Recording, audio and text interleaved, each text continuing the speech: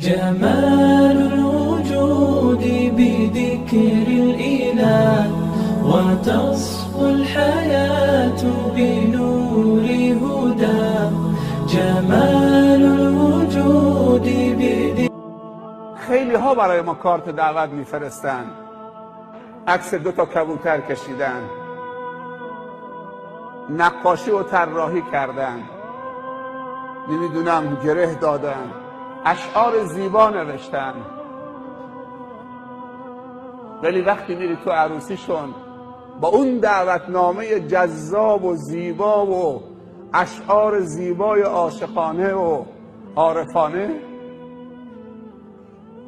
میبینید که زن و مرد دارن میرقصن،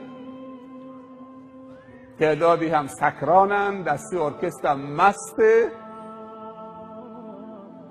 و جز چشم‌چرانی و ناپاکی و اسراف و تبعیض و مزخرفات چیزی دیگر نیست.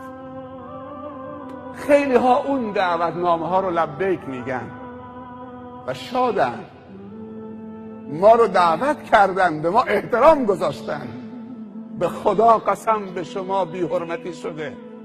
بعضی ها ناراحتند، چطوری به همسایه دعوتنامه فرستاد برای من نفرستاد؟ حالا بیا بریم. نه، باید برای منم دعوتنامه میفرستاد. بگو الحمدلله که برای من نفرستاد.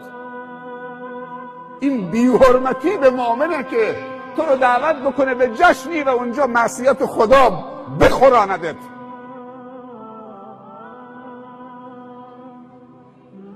من و تو تشخیص ندادیم که این دعوتنامه پرزرق و برق در خونه میارن، این دعوتنامه برای خوراندن معصیت خداست و چپاول کردن ایمان و حسنات و عقیده و توحیده و اخلاق اسلامی است در جشن عفت بی عفتی. جمال الوجود بذكر الإله وتصفو الحياة بنور هدى.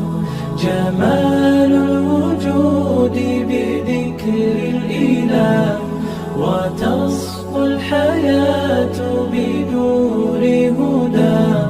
وتطلب نفس له